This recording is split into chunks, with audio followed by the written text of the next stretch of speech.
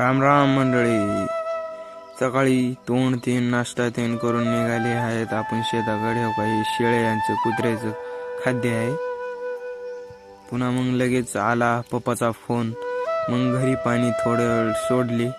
पुन्हा मग तिथंच बसून पुन्हा मग वाल बंद केलो.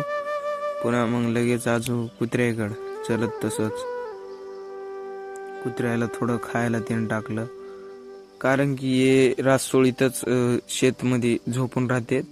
म्हणून त्याला सकाळी सकाळी भाकरी भात काहीतरी आणावं लागते. पुन्हा मग लगेच निघालो शेळ्याकडं. शेळ्याचं खाद्य द्यायला. काय हे बघा, शेळ्याचं खाद्य नका त्याला चारिलो. त्याच्याने थोडी गाभणे आहेत ते खाली ना थोडी पिल्ली मोठी टाकतात. त्याच्यासाठी दररोज मी थोडं चारतो. मिळते फिर अगली व्हिडिओ में.